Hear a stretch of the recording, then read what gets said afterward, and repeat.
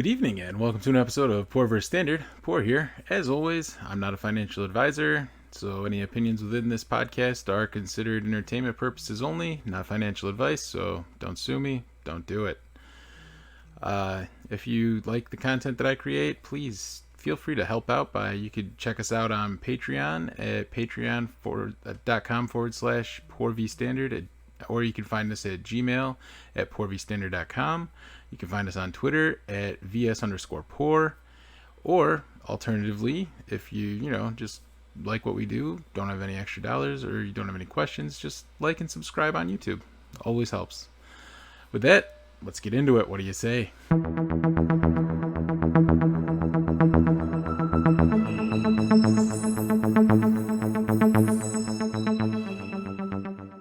Hi, how's everybody doing? Hope we're all okay. We just finished the week off. It was kind of a down day on Friday. And yeah, if you take a look at the portfolio, it is not actually, because I'm recording on a Saturday, what was lost. We were down around $800 on Friday, I think. But overall, we're up week over week. We're past the 21K mark, so that's good. And hopefully we can keep that train riding. We had AMC break 40K or 40 again. Amazon is up to 34. I gave the patrons a warning when it was down at 32 to buy or do call debit spreads, that kind of thing. And then we have Clove was up at 8 all week. It's just below that. Then we have Coinbase, which I've always advocated and told the patrons.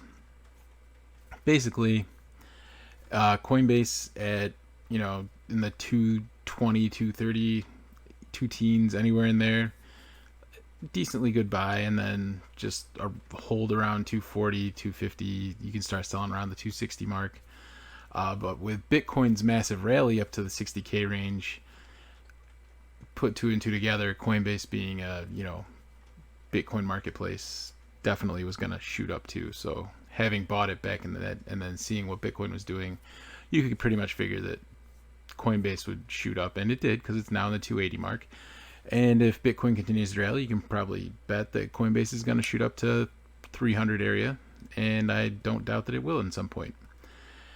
Voyager Digital, which we picked up this week, actually is still down pretty low, and I don't know why, because it should be shooting up. The same thing with like Mara, Riot, those were all up, but the Voyager Digital VYGVF down, so that might be a sneaky buy, but we don't know.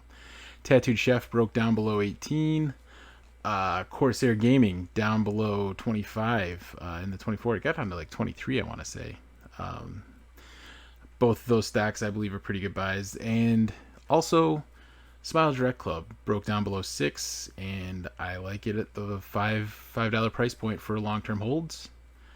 Palantir also broke down. It's down at like 24. Again, that one I think got down to like the 23 range. On sale. And if it goes down below even further than 24, if it goes down to 20, that'd be awesome. I long term am not worried about Palantir. It's got government contracts. It's not going anywhere anytime soon. The lower it goes, the more I will buy, and the happier I'll be in 5-10 years. So yeah, a lot of things on sale. We try to get rid of some of our margin, because margin's bad. Okay, and we're doing okay. We'll get there slowly but surely. We'll build it back up. And yeah, one day in the next couple of years, hopefully we can have a 6-digit account here with some options that we play. And then I do want to talk about the elephant in the room, which is crypto.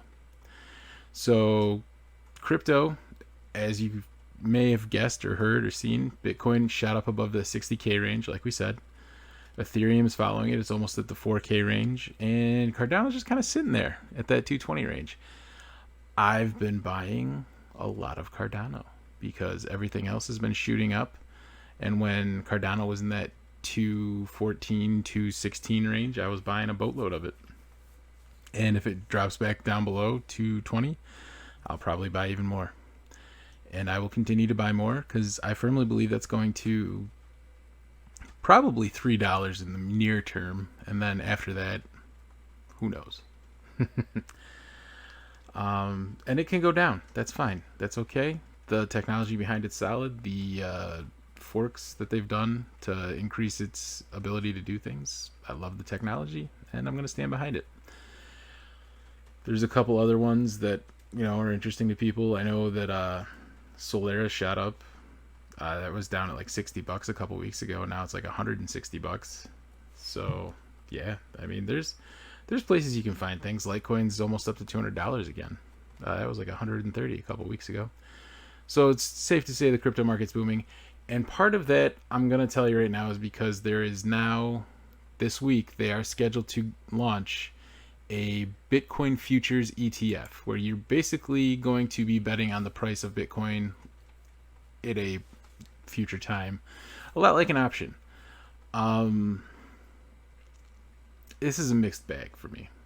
So this is a way to manipulate a market that's at $1 trillion.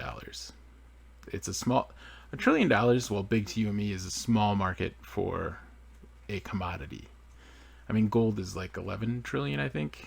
So they were able to manipulate gold and silver, and those are much larger markets than Bitcoin. So the fact that they can start betting on the future price of Bitcoin is a little worrisome to me, because I believe that it will, in fact, allow people who have a lot more money than you and I to manipulate the market. So by watching the contracts and where there's a bulk of these contracts at what price, I think you're going to see very heavily a prediction of where Bitcoin will go. Without this, I firmly believed that Bitcoin would go up to 100,000 in the next year or so. But with this added, it's not a direct Bitcoin purchasing. It's basically you're putting contracts. This is kind of how the housing market fell apart, because they bet contracts on contracts on contracts. And this is the first step in that. And so this is how you manipulate something without directly manipulating it, because you can buy the underlying or sell the underlying asset. And if you control enough of that asset, you get to dictate the price, and you can make even more money by buying these contracts, knowing that you can manipulate the price. And the SEC doesn't like to do anything when it comes to large corporations doing that. And so because of that, you may see Bitcoin become a little more predictable. It all depends on who owns how much. That's really what it's going to come down to. And whether or not orders that get filled are filled truthfully, or if it's like a GameStop situation where they shroud it in mystery and it's all in dark pools. They shouldn't be able to do that because of blockchain technology and how it operates. So that would be good. The good side of this coin is that it's bringing more validity, and a lot less people will be scared to get into crypto because, oh, there's an ETF that bets on the futures, like pork futures, or any type of other, like rice futures, grain futures, things like that. So yeah, I can bet on those. If I can bet on those, then the underlying asset must be worth something, so it must be good. So yeah, I'll buy some. So you will probably see a quick uptick this week of Bitcoin. That would be my guess. Or this current week where we shot up to 62, 64,000 was the people buying Bitcoin in response to knowing that this ETF will probably go live this week. But yeah, so this is likely to happen this week. It's not set in stone, but they believe that it will go live Monday, hopefully. And the ticker you can look for is BITO. So we'll see if that happens. In other financial news, this is the fun part where I get to cover the whole economy, basically. Social Security benefits getting the biggest boost in 40 years. Basically 5.9% increase in Social Security, because Social Security is directly tied to inflation. And they do this. The good reason behind it is because those people are on fixed income, your Social Security. And so if inflation shoots up and you're no longer able to afford the things you were able to afford, and you're on a fixed income, then you're shit out of luck. So they adjust for inflation with Social Security, so everyone on Social Security doesn't have to worry about that kind of thing. The bad news is that when you have to do such a dramatic adjustment to Social Security numbers by almost 6%, that means you are in fact in inflation, and it's long-term inflation, because they're not just going to update inflation because it's not here to stay and then you get more money. They're adjusting for inflation because they know it's here and it's not going anywhere anytime soon. So that kind of sucks, and you're probably going to see a lot more inflation. And the number that came out, the 5.4, it doesn't really paint the whole picture. I mean, you got like 12% to 14% increase in beef. You've got gasoline prices are through the roof. And the things that you buy regularly that affect your daily life are up more than that 5.4% year over year. And that sucks. And that's not okay. And I don't see it getting better anytime soon. And as you know, there was also the great, I guess, walkout on jobs where over 4 million people left their recent jobs. And it was a lot of lower level people. Because, I mean, you can see anywhere, everyone's looking for help, whether it be a McDonald's, a Lowe's, anywhere you're seeing help wanted signs, because they just can't find the people to fill those jobs. And some people are saying, yeah, well, it's because they're not paying them enough. But eventually, you pay them so much, money's worthless at that point, because everything is going to rise, because companies are not going to lose their profit. So they're going to increase prices on you. And eventually, economics works, because you can see a cause and effect real easy. Okay, we'll pay our McDonald's worker $21 an hour. Your Big Mac is now $15. Like, it's pretty easy to see. Cause and effect relationship like that, and it's not a good look, because you as an employee of a company that is not a lower end tier job, a mid tier, average 40K to 70K, you're not going to get a 6% raise this year. So you're going to get screwed. EMTs that make $21, $25 an hour, you're going to get screwed, because you're going to get paid as much as a McDonald's employee, even though you have training and everything. But you're not going to get a 5%, 6% raise. It's not going to happen. Companies aren't going to do that for you. So it turns out that the middle class always gets screwed, and it sucks. Yeah, this is the article that I was kind of referencing, is about the inflation and all that. But yeah. And another thing that kind of feeds into this is the fact that we have supply chain shortages. And a lot of it has to do with the ports and how we don't have ships that are able to be unloaded. There's a long multi-day wait in line for dock workers to actually unload ships, whereas it used to be like you could get 1 or 2 out per crane per day. Now it's days and days and days, because unions kind of screwed up. Like, we're not gonna let you do anything to these ships, and you can only work from this hour to this hour, and you can take breaks and whatever, and we don't have enough workers to fill those breaks. We don't have enough workers to keep the docks running 24/7.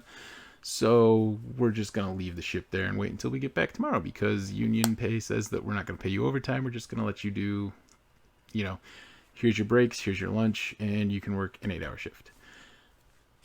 What do you do when you have a supply shortage on workers? So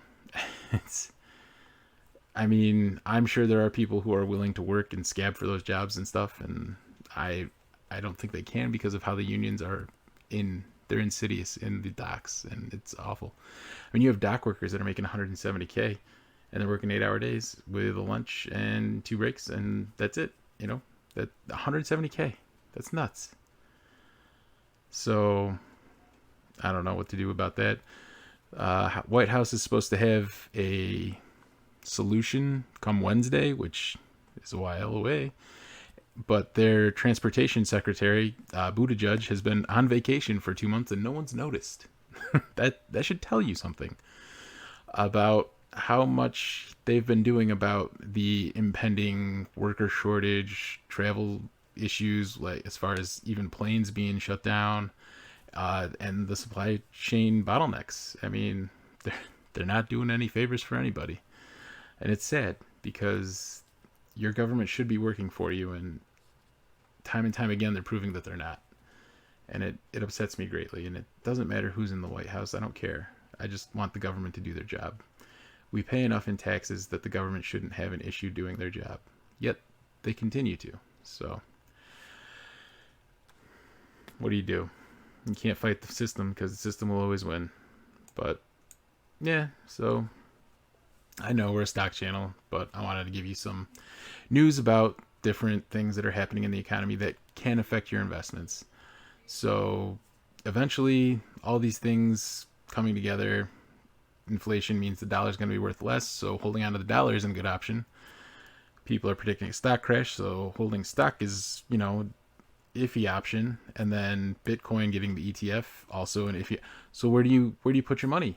People are putting it in alternative things like collectibles, whether it be card games like Magic the Gathering, Flesh and Blood, MetaZoo, and then they're doing things like buying expensive bourbons and whiskeys and holding on to those until they appreciate, or Funko Pops or silver and gold, things like that, because they're hard, tangible assets that are off the beaten path a little, but they still have an investment base. Pokemon, things like that. People buying cards. The card games are going nuts.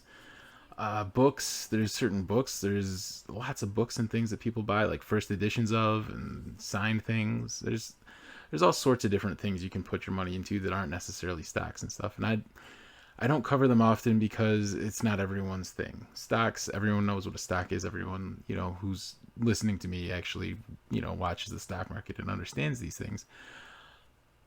And the stock market will always be there. The stock market more than likely will continue to go up eventually. So time in market always beats timing the market.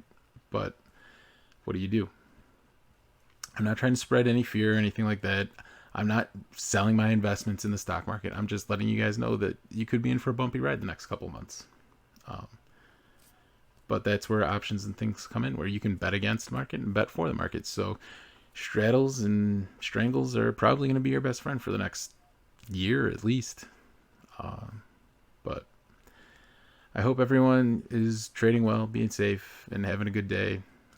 So please subscribe, like the videos on YouTube, and give us a 5-star rating on Apple Podcasts or wherever you're listening, and it'd be greatly appreciated.